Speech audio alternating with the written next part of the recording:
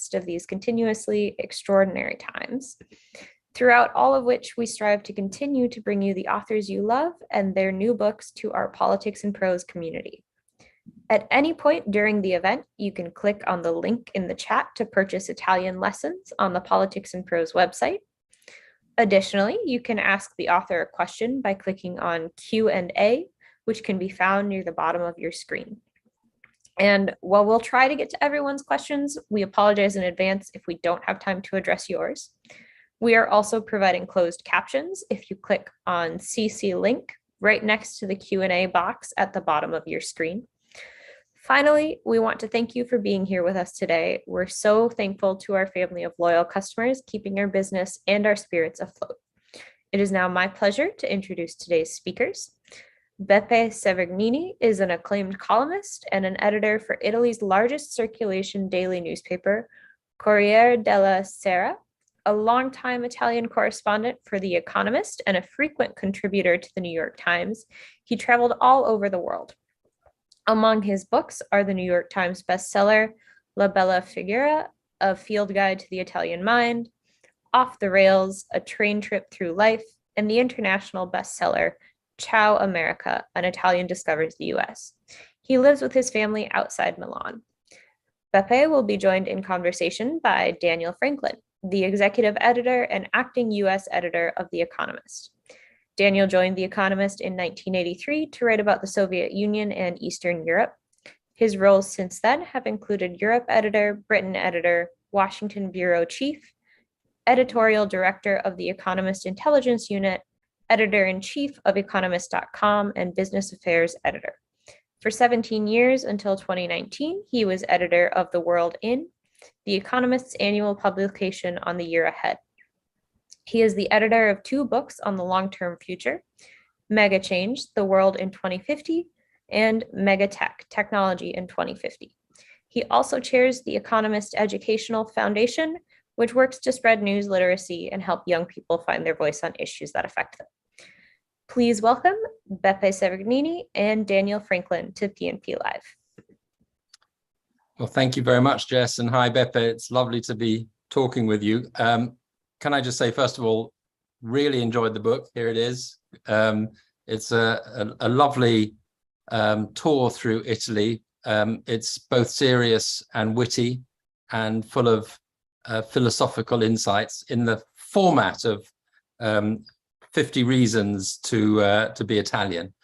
I want to make sure we capture the wit of it, but I think it would be good to start a little bit seriously, because it seems to me that the thing that infuses this book and that in many senses inspires it is the Italian experience with COVID, with the pandemic. Italy was the first European country, really the first Western country to be hit hard by COVID. And I sense that through this, you learned something, even you, experienced as you are, observer of Italian life, you learned something about your own country, and you learned something that made you, in a way, quite proud of how Italians coped, responded to the pandemic. So the pandemic is a sort of speeded up factory of life, or picture of a country, laboratory of a country. What did you learn? Well, thank you, Daniel. First of all, let me say thank you to you. We are not only colleagues, but all friends, and we spent time in Washington together, and then in London and elsewhere. And I'm very proud to have such a sort of a well-known and experienced and a super colleague like you, and a friend helping me out today. And also I want to thank Politics and Prose for having a long memory. I was there in the store in Connecticut Avenue to launch my book. I have it here, Ciao America, 20 years ago. Can you imagine? My hair was white, even 20 years ago. But I was 20 years younger. Then La Bella Figura a few years later, like 15 years ago. And normally in publishing, in book selling, and even in journalism, friendship and memories don't last that long. And I'm here with one of my best friends in journalism, and not only in journalism, and in a bookstore that in a city that I love very much. So I'm a happy Italian today. Now, your questions. Yes, I think a pandemic, just like a war, since we are in Italy closer to a war than you are in the United States, you're in Ukraine, of course, crises bring out characters of people, of professionals, why not, of communities and of nations. And I was surprised how Italy reacted to the pandemic. Surprised at first, but then I realized I shouldn't have been surprised, because in a way, Italy has had everything right to face something like a pandemic.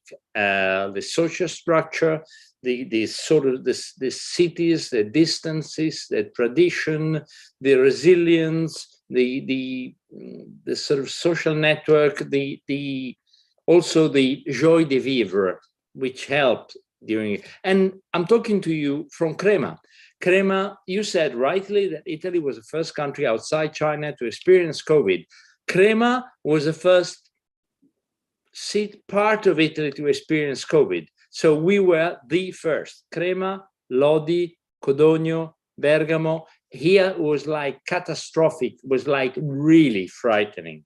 I mean, ambulances all day, the hospital was collapsing, literally collapsing. All of my friends working there fell ill. So, but we didn't panic. And so I could really see from the sort of the, how do you say, the eye of the storm, what happened. And actually, I remember I wrote a column for the New York Times. They were talking, oh, in Italy, you're the lockdown. And even my American colleagues, the New York Times, but especially my American interviewer, I remember a conversation with NPR, and the interviewer, she couldn't quite believe, and she was like almost, well, she was skeptical in an amusing, affectionate way, but definitely skeptical about Italy being able to cope with something that required discipline. In front of a pandemic, you need discipline. You don't need like artistic flair. You need to do what you're told. And I told her, you'll be surprised. You'll be surprised. And I was right. I'm glad. Also, we have a national health system. It's called Servizio Sanitario Nazionale, National Health Service, actually. It's like the NHS in the UK. And in a case like this, because a pandemic, the brunt is on social public health structures, so hospitals, not private clinics. It's hospitals, big hospitals and local doctors, and we coped. And it seems to me that I mean, you have some very touching stories about others who came to your aid, the Cuban medics who came and helped, also the Italian field hospital that was put up, incredible characters. And there were lessons for Italy. You draw lessons about, being better together, being pulling together, as you say, the National Health Service. But I'm wondering about whether others also are able or willing to learn lessons from Italy. I remember very clearly I was in Washington in these early weeks of March and observing the tragedy that was unfolding in Italy. And there was an Italian interviewed on the radio who said, this is our gift to you, the outside world. We are having this first, you must learn from it. And we, certainly in Britain, singularly failed to heed that lesson.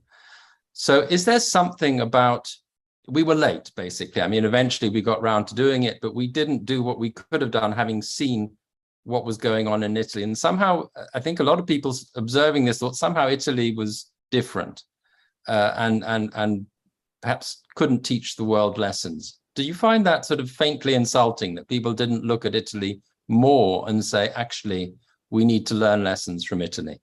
No, not at all, actually, no. I felt faintly insulting the fact that, you are anarchic, you'll never do what you're told, or you're going to be a disaster because you are told to stay at home and you'll go out. That sort of thing is slightly insulting.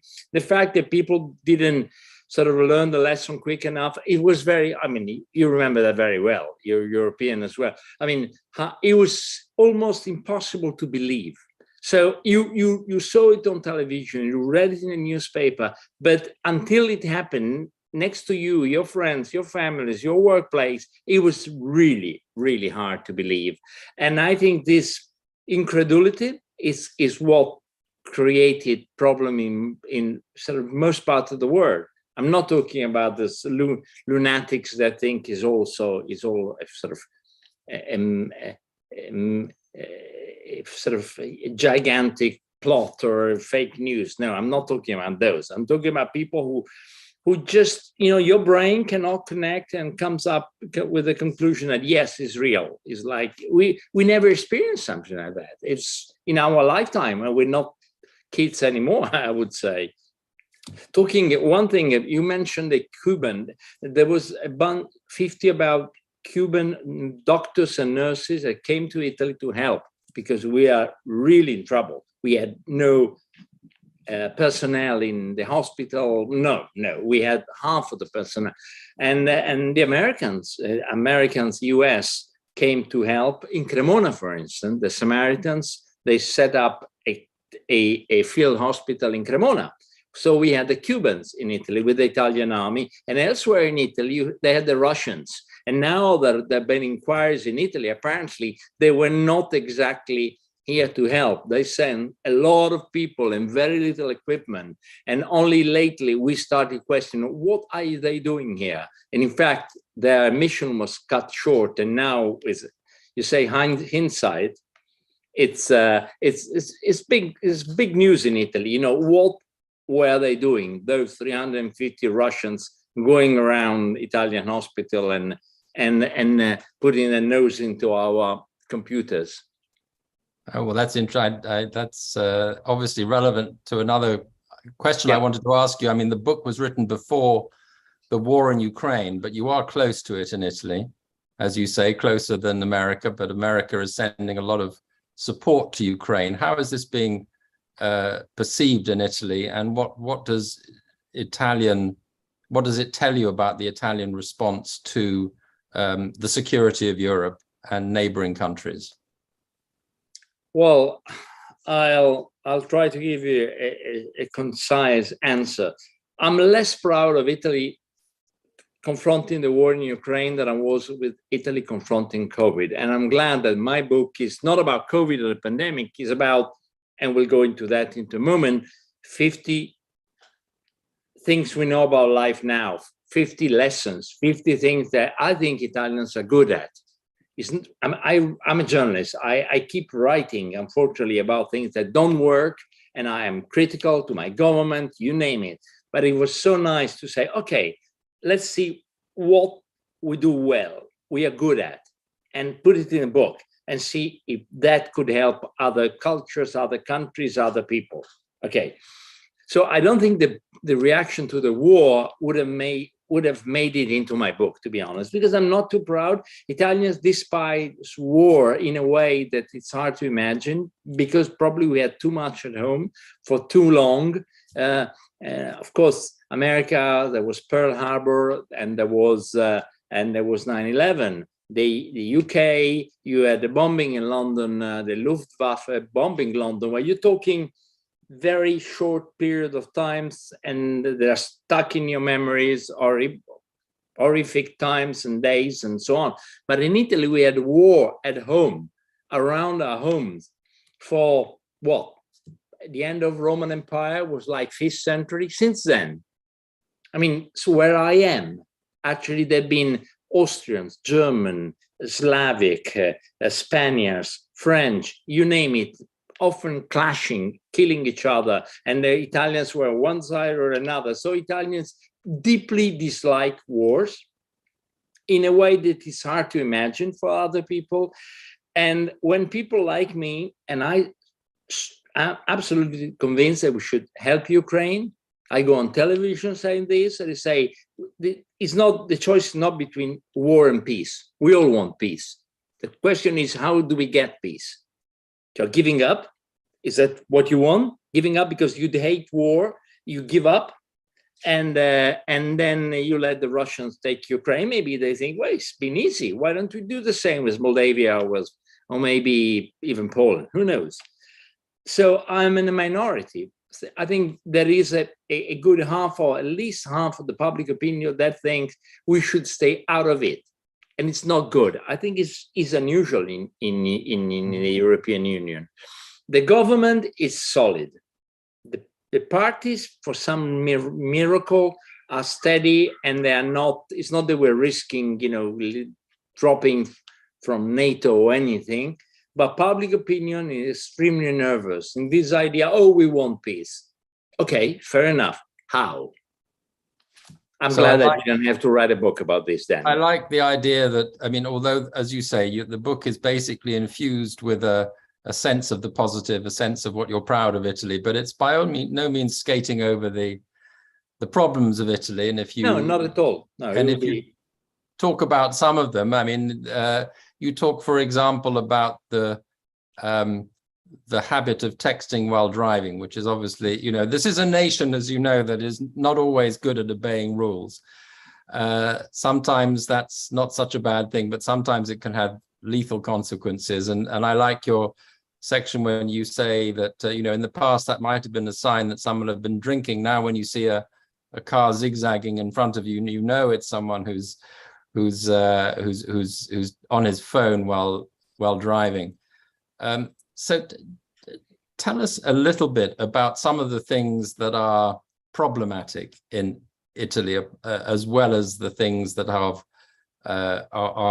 wonderful about the Italian way of being with each other. Right. Okay. Let's step back. Have you seen, Daniel, you probably have a series, it was like 10 years ago, but it was, many people think is one of the best series on journalists ever, called The Newsroom. Yeah. Okay, The Newsroom. Do you remember the opening scene? I think it was in Northwestern University with Will McAvoy, the main character, sitting there, and he is a famous anchor, and the sophomore student asks, can you tell me why are we the best, the number one country in the world, or the best country in the world? And he doesn't want to answer. Then all of a sudden he explodes and says, he's talking about the US, we're not the best country in the world anymore. We could be, we're not. And then it goes on, and this sort of hell breaks loose. Okay, in Italy, that's a good thing. No one ever thought. You don't hear, siamo I migliori del mondo. We are the best in the world. We are the best country in the world. We are number one. And that's a good thing. To be honest, I do not believe there is such thing as the best country in the world. Thanks God. It will be a horrible place to stay and live. I like imperfection in people and countries. And in this book, of course, I concentrate on the good thing, on the thing that we are good at, but because we're definitely not the best country in the world, there are lots of things. People tend not to pay taxes. Only I feel like Will McAvoy, which gives a list of statistics. I won't do that, but like only 4% of Italians, including me, declare as an income over $70,000. It's ridiculous, completely absurd.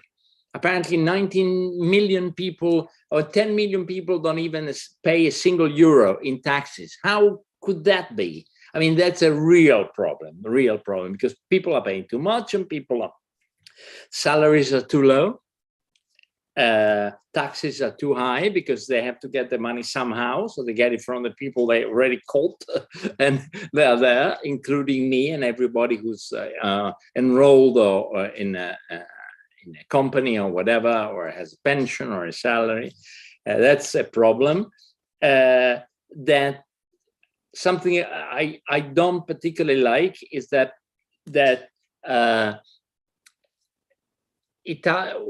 we tend to sort of, I think it's, let me read it from the fact that there are sort of the black and the white is already in my list. Number one, so I answer you, because when everyone expects us to lose our cool, we find our strengths. And number two, of my list, because we are vulnerable when we think we're tough, and vice versa. And here is the vice versa, for instance. Now, we thought we were tough, and we realized that in front of the war, we're not that tough. Yeah. Well, you have quite a nice way of putting it. You'll put it better than I can, but something along the lines that, you do things, the hard things well, and the easy things sometimes not so well. That, and the pandemic in a way brought that out, doing the, the difficult things really well.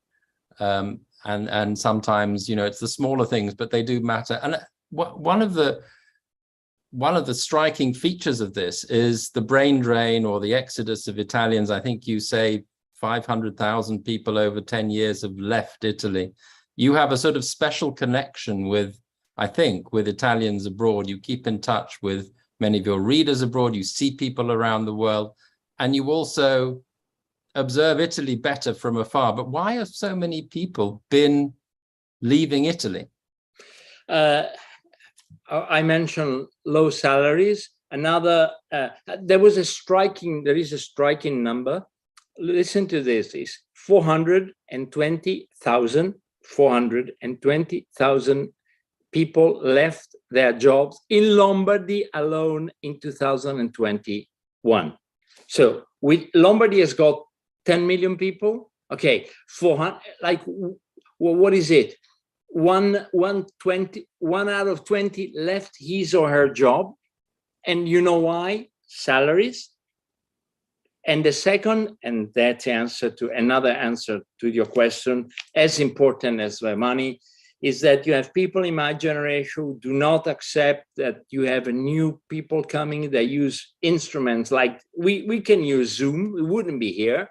But if you are we both have children, if you are in your late 20s or early 30s, you really have another speed, another way of seeing things. And you have bosses in Italy all over the place, public industry, administration, professions. They don't want to give up. You can be a great boss at 70. You don't want to give up, you stay. If you're good enough, you stay on. But you must be smart enough to involve, promote, and create the new generation, and give them chances, opportunities, and sooner or later, better sooner, give them responsibility. You step back, you take some emeritus, senior, whatever, and because someone did that with us, and that's a real problem with younger people. They lost patience. They say, look, you know what? Bye-bye. I'm going to. Young doctors, if you go to Austrians and German restaurants or British restaurant hospitals or British hospitals, before Brexit more so, but even now, you have a lot of really good Italian doctors, well paid. They pay twice as much. I mean, how can you expect someone who wants to raise a family to stay, if they cross the border, they get twice as much? That's a real problem we should tackle. And I have the impression that you think that Italy doesn't do enough to appreciate or to nurture or to reach out to this diaspora, which is a huge strength of Italy. There are tremendous ambassadors for the country in every, obviously we know about food, but also in science. Look, you have in America, in every laboratory there is an Italian, One of my 50 reasons, you just quoted it. It says, because one of the 50 reasons why I love Italy is that in every lab in the world, there is a green plant, a computer, and an Italian. We're everywhere. I was in the States, from UCLA to Caltech to MIT, you name it, I saw Italian everywhere, and extremely successful, by the way. Well, Anthony Fauci is an Italian as a background. The new prime minister in Australia is a son of immigrants. It's everywhere, and he's immigrants. His father still lives in Puglia, so not talking generations ago. So yes, absolutely, it's a shame, but but people don't want to give up. There is a selfish element in some Italians, not all, to be honest, because I think to be generous is a good half of Italian are generous, and they would undersign everything I've said and say, Beppe, you're right. And they actually do that. I see them, but it's not enough if the other half tends to be selfish. I mean, you can find very sophisticated word, but you're talking selfishness. I want to get a bit philosophical with you, Beppe. You have a really interesting observations about the way that Italians are with each other. I think, you know, one of your phrases is that, you know, other people look at you, Italians see you. And there is a sort of a real connection at an individual level in just everyday interactions of all sorts between Italians. Talk a little bit about that, and also specifically, because I think it's very relevant to America today, you talk about it also in the context of the interactions between police and citizens, and I found that fascinating. So explain why that matters at that level. Well, I'm glad I'm now back in you know, I can be proud of, you know, I'm back in sort of things I can be proud of. Italians discuss, argue, sometimes cheat each other, you name it, you know, or argue, compete, but they do not hate each other. We don't hate each other. Hey, what makes me really sad about America now, the United States, is that I have the feeling, and many people in the States tell me, that half of the country more and more hates the other half, and it's terrifying and it's dramatic. But we're not talking about the US now, we're talking about Italy. In Italy, that's not true. It's like a gigantic sort of happening, or with a sort of element of mischievous put on. But in fact, people don't hate each other. That's one good thing. Second, and very, very important, people do not carry weapons. I know it's like someone will say, how comes? You should. Well, we don't. And of course, some people do, but really, we're talking about a minority. If you look at the numbers of people, fatal shootings, and, you know, I won't quote numbers but in the book, I tackle this and I say, look, that affects the relation between the police and the carabinieri, or, well, let's say the police, the law and order, and the citizens. Because if you stop a car, if you talk to someone, if you go into a house, and you know that the chances that those people will how do you say, loaded? I mean, they will sort of pull up a gun, or worse, maybe an assault weapon, or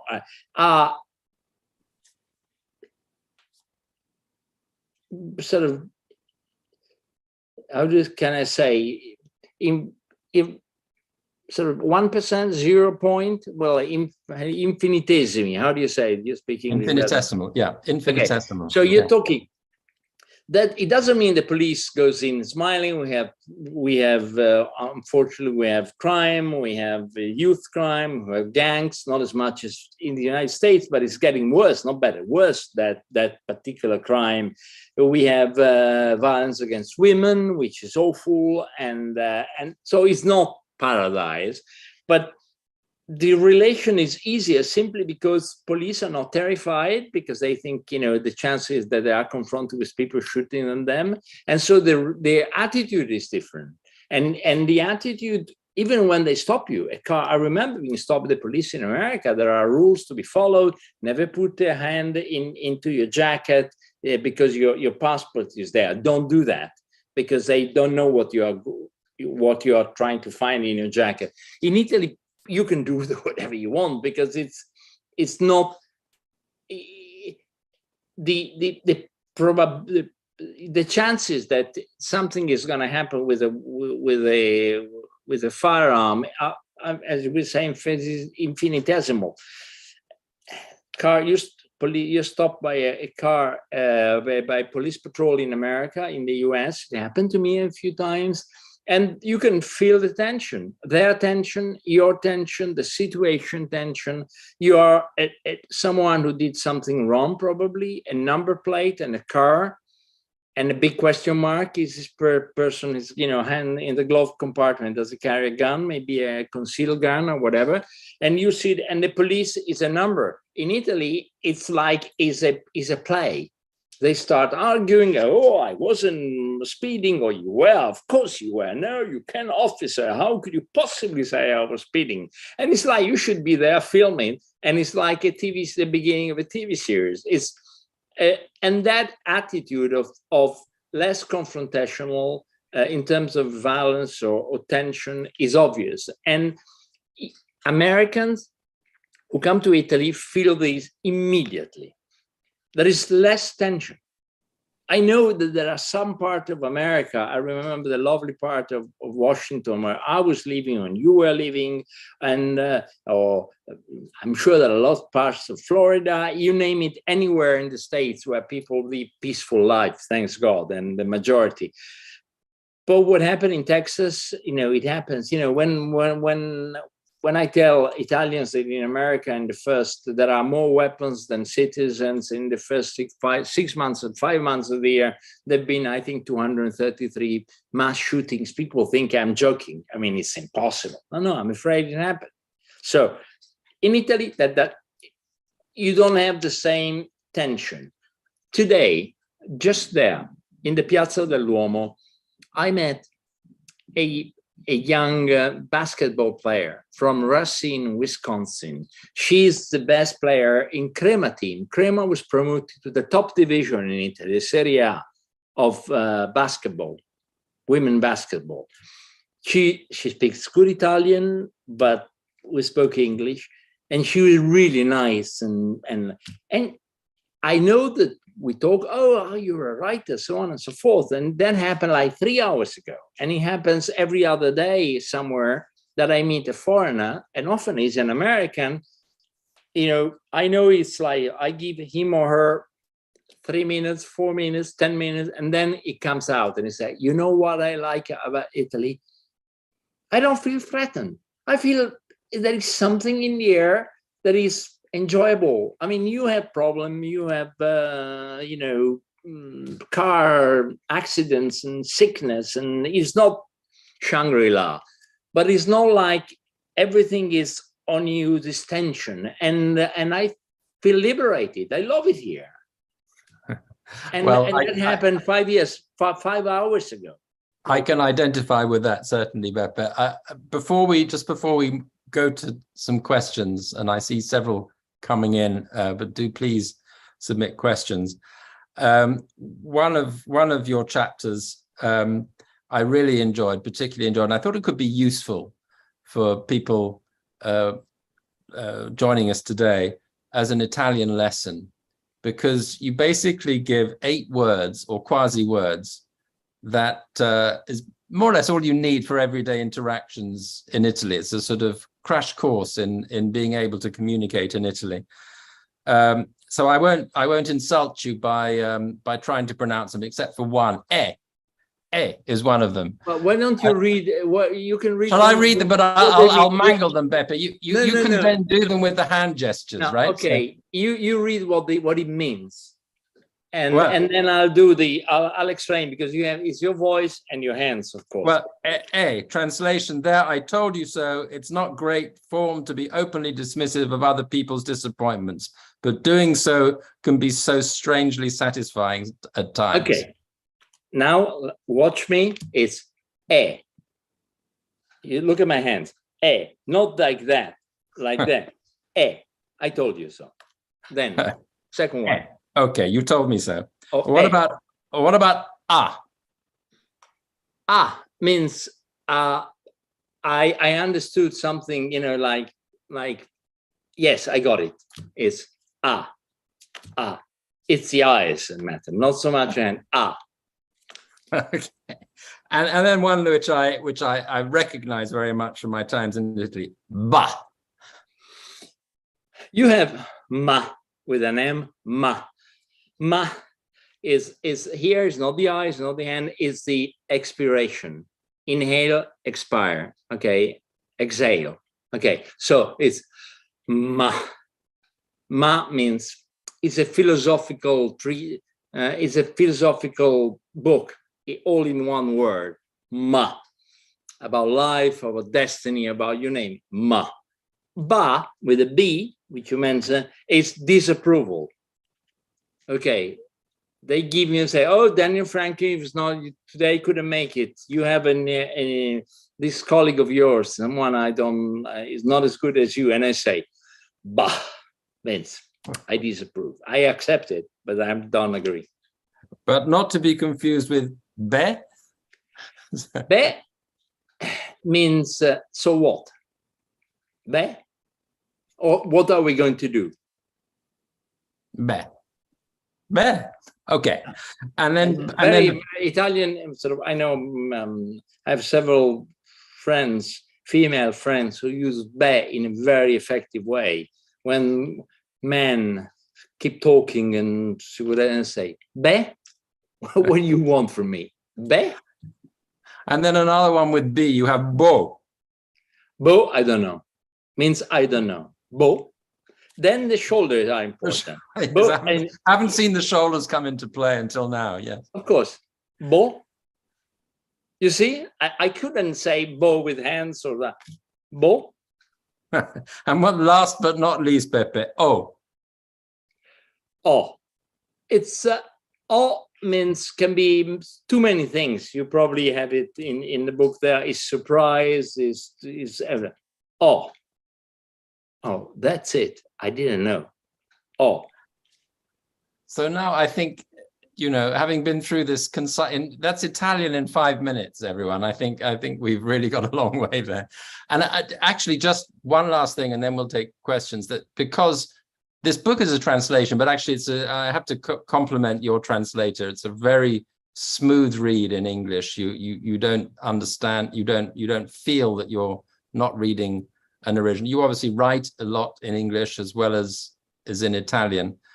But how is this? How has the translation process been for you to get it right, to really convey what you're trying to say? And does the end result end up being something slightly different in English than it was in the original Italian?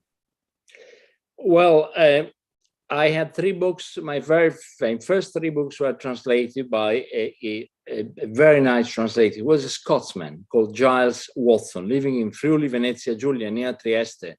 And he only translated White Wine from the Region and me. He wasn't interested in translating anything or anyone else, but he had a great sense of humor. Unfortunately, he passed away. He was a great friend.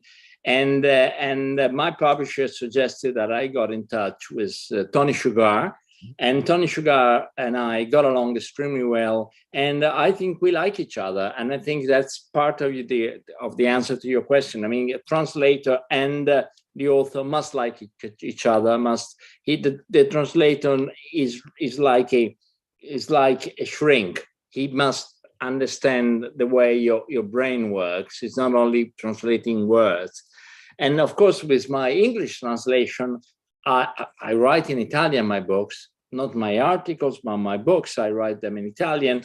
And of course, with English, I can discuss, debate, argue, challenge, everything. Choice of words. You should use these. And you say, you are the writer, I am the translation. But he's smart and he said, okay, fair enough, but your English is good. So I know what and I think this process of I couldn't do that with my Russian translator or with my Vietnamese translation or Chinese translation. Of course, I don't speak Chinese or Russian very little. You could do that, but not me.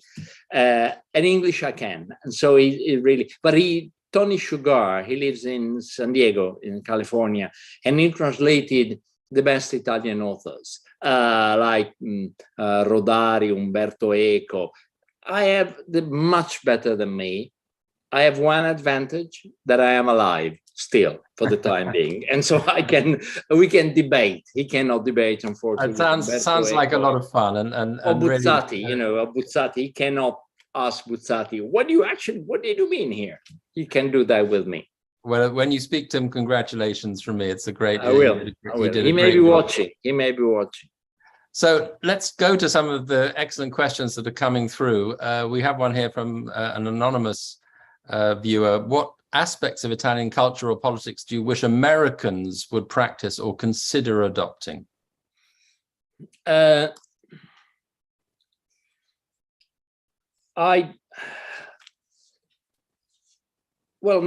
we talk about weapons. I think weapons it's not only because it will save lives, but it will demonstrate to America, to yourself, to you Americans, that you could do that, that you could find a reasonable way to sort this out.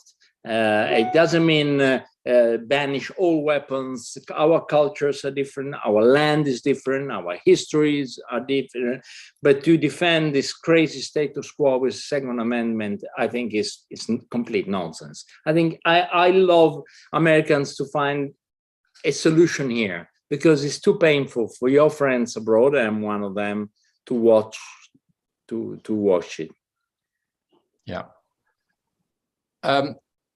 There's an interesting, well, lots of interesting thoughts here, but another anonymous question. How do you recognize the rich history of a place like Italy while still leaving room for new ideas and social progress? So, you know, is there a danger that the weight of history, which you feel everywhere you go in Italy, sort of crowds out modern progress and new ideas?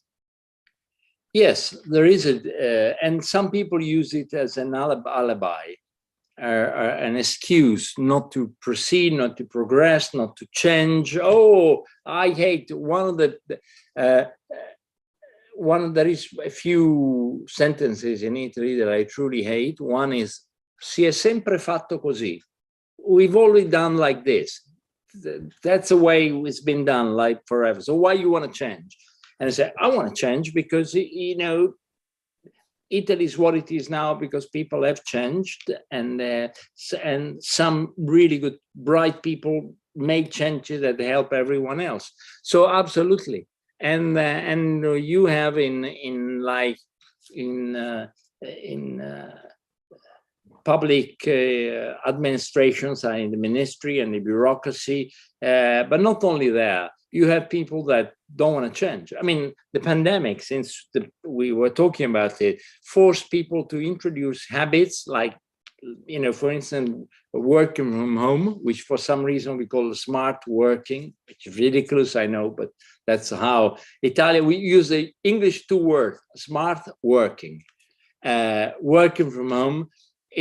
And we realized we could do that extremely well, because it's Italians love their homes and they found ways to do it in a very smart way. But we needed a shock. There are many things related to technology or access for citizens to services that, you know, we made more progress in between 2020 and 21 than we did for 20 years because we were forced to. Italy is like some extremely gifted children that are or lazy or complacent or conceited maybe, and they don't want to change. They want to, oh, I'm good enough. I'll survive without doing my homework, and that's really unnerving. You know, if the smart child does his or her homework, is going to be really good. But it's difficult, isn't it, Beppe? You know, this to get that mix right. I mean, you know, the pandemic, as you say, has sort of accelerated trends like smart working or home working, also e-commerce. But you want to keep the traditional Italian shops, the interconnection, the social fabric that creates. So, how do you feel that is going, getting the balance right in Italy? I think it is getting better. Because now, like, you know, for instance, using this properly as a tool for a modern contemporary citizen, there is a generation who's in real trouble. People in their 80s, for instance, are cut off from everything, banks, and which is a problem in itself. But in fact, reality imposed itself on many Italians. So, I mean, it was not a choice sitting down, okay, today we're going to accept the new things in life, the progress and this and that. Things did happen. and take wine productions. Now, most of the wine production, the wine quality in Italy has gone skyrocketed because a new generation stepped in and say to their dads, not moms, mostly dads, Dad, listen, you did your bit, tremendous, but now leave it to me. And some parents had the wisdom or the intuition to accept that the new generation was ready. And when that happened, I told you before we were online, my son opened like an open restaurant near the lake, near the river. I gave him lots of advice. He ignored it all completely. He said, Dad, you're a writer. Leave it to me. And he's doing tremendously well. And Italy is full of stories like this. And in fact, today I was busy taking care, Hortensia and I, of Agatha, because I'm a granddad now. And look how beautiful she is. Do you see her? Lovely. And because he was working and say, take her. And I love it. So you had to get Agatha in. I'm very pleased you did. And there's a mention here of this combination of tradition and modernity also through science, that Italy has been the home of many world-changing scientists. You think, of course, of the likes of Galileo, but it's also a religious center. And do these two streams, these two schools, influence each other? Have they interacted in a creative way, do you think? Religion and science? Yeah. Creative way is not an expression I would use in this context. I would say that science progressed and religion stalled in many ways. I'm a practicing Catholic, just to be sure, but I have to say that the importance, the weight, and the church, the Catholic Church in Italy has really dwindled dramatically in the last 20 years, and that has been, on the one hand, it's been good because they don't meddle anymore in Italian public affairs, which is good, and it's a Catholic speaking. On the other hand, it's they're concentrating on doing what they're good at, taking care of the people in trouble, the poor, the sick, and devotion. That is the chapter about churches is the one. There are 2 or 3 chapters that every author maybe likes more, and there is one about religion in Italy, and I think is, let me see if I can find how I stated it, is because number 29, because small churches are better than the grand defenders of the faith. That sums up how the sort of religion that I like. Mm-hmm. And there's Stephen Dingledine asks, obviously an Italophile, what America can learn about Italians' appreciation and focus on the quality of life, and slightly less focus on materialism. What is there to be learned from that? I mean, I've written a book, this book, so I don't want to, we don't have the time, and you wouldn't want it to me go through the book, but the book is the answer is in my book. There are at least 50 ways of doing this, and combining, and that goes from, drinking in a certain way, eating in a certain way, having certain relation. Like I mentioned my son, for instance. I left, we were near Crema, and there were like 4 grandparents, actually 6 grandparents, 5 or 6 children of, actually their parents left for some reason, all the children to us. So it was like 2 months old, 1 year old, 2 years old, 4 year old. And their parents, off they went, and the grandparents were there. And that's typical. It's not unusual that you help the next generation any way you can. There is a healthy Italian family that does that. And that was one of the key why we survived the pandemic the way we did. The help is financial. The help is, I know we're not alone. I know your family, Daniel, and I know how close you are and how wonderful family you have been and you still are. But distances and sometimes choices and maybe money choices. When I tell that for me, it's obvious that I'm going to help my son to build his first house or giving money and giving money, period, not lending money. It's yours. My parents did that to me. My grandparents did that to with my father. It's obvious. I mean, at 29, you don't have the money to start a business. It's very, very hard. Why shouldn't I help you? And that is all over Italy that happens. That's the healthy side. Then, of course, there is the unhealthy side of Italian families, but you look at Il Padrino and you'll know more. Skipping down these questions, because our time is getting short, but I think this is a particularly interesting one. Who are some of the current female leaders in business and government in Italy who are successful and well respected? And I could add to that, is Italy doing enough to give opportunities to half the population? No, things are better, definitely better, but it's still tougher. I mean, let me talk about journalism and the factory near here, just very briefly. In journalism, I've been teaching to a school of journalism for many years, so I saw them coming up, and some of my best pupils were girls, and now they are young women. In newspaper is becoming a female, and they are so good. I mean, it could be a coincidence, but you ask people in my generation, they say, I mean, it's a fact that out of 10 really good ones that you want to hire in a newspaper, 8 are girls or women. It's a fact.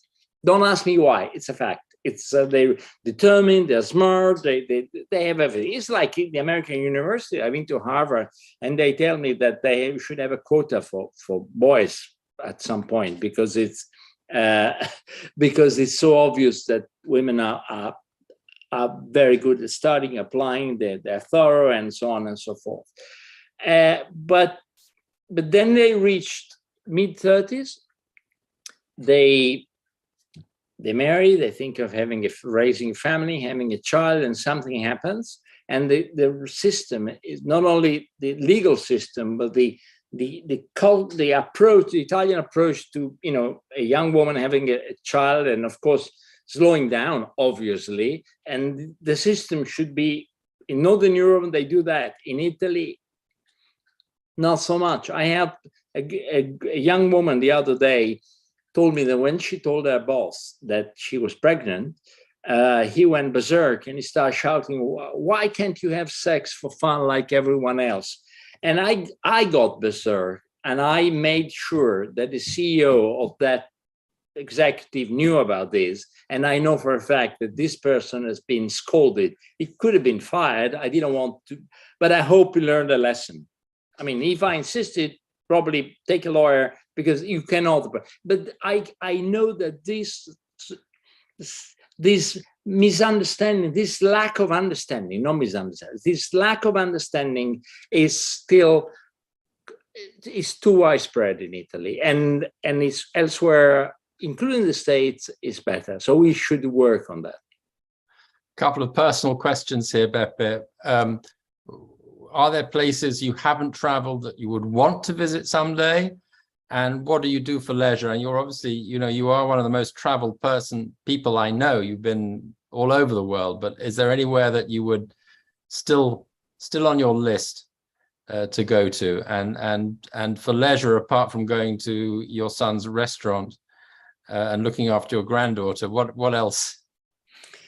Well, I like to go to like Chile. I've never been, and I really love to go one day, and to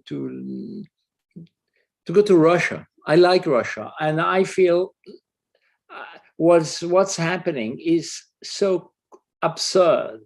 because it's not only the rape of Ukraine, because that's what it is. It's the violence towards the good Russians that are terrified, cannot speak up, and whose life are going to change for a long time. We're not talking about the oligarchs. I couldn't care less. I'm talking about the rising middle class that is their life has been shattered. I love Russia. I've been there many times, as you know, and if you ask me where would you like to go, is Russia. But I know that probably won't be possible for some times, and maybe as a journalist, yes, you ask for a visa, but it's a different thing. Like going and having a swim in it's called Severgnini Bor.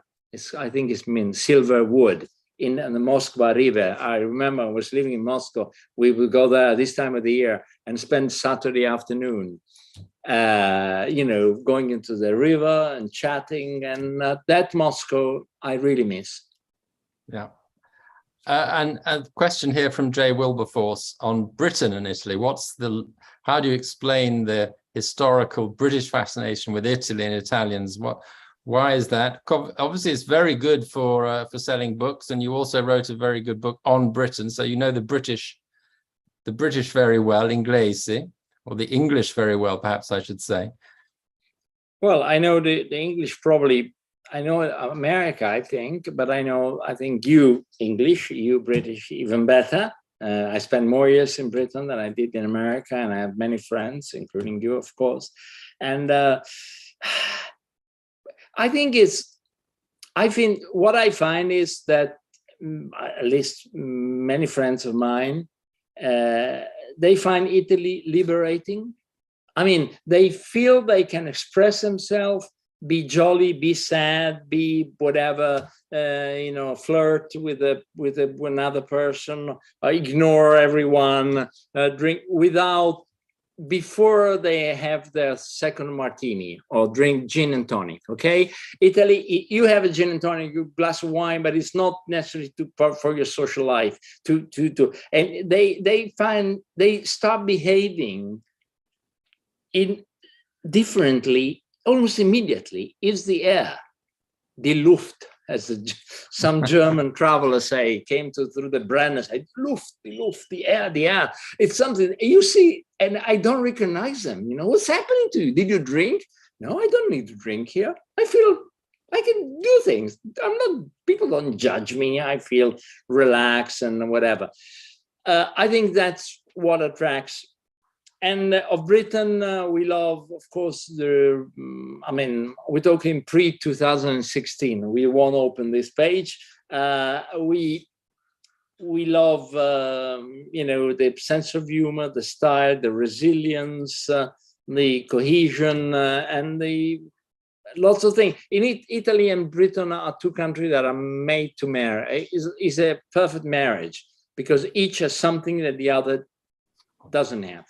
So that's why many Italian and English, just the two of us and our families, we're friends, because obviously there is an attraction, but it's not new. I mean, look at the Grand Tour and all it's obvious.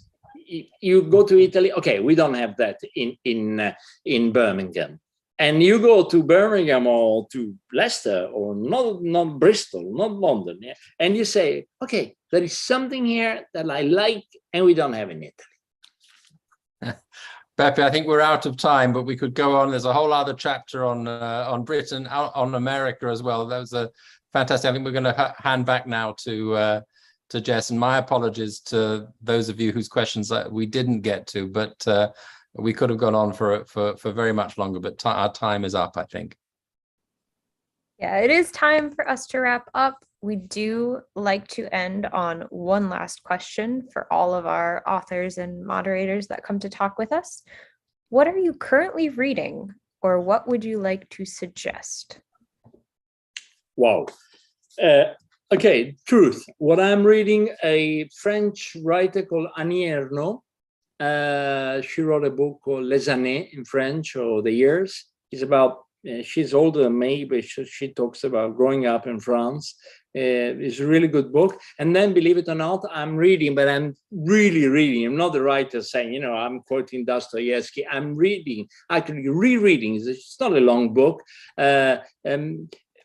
Ricordi del sottosuolo. What is that in English? Memories from the underground, maybe. Yeah, memory from the underground. Because if you look at the haters and the crazy word in the web, we didn't talk about the web. I mean, it's all there already. Those characters. Of course, they didn't have a smartphone in Petersburg, in St. Petersburg in the 19th century. But definitely the character, the obsession, the hate, despise other people. Oh, I mean, Russia is a country that writers help you to understand, and Dostoevsky helps you understand the internet. How about that? So if you want, for me, I'm going to, apart from, of course, just having enjoyed Beppe's Italian lessons, that my computer is actually propped up on the book I'm just starting from a colleague of mine, Bruce Clark, who's written a book on Athens.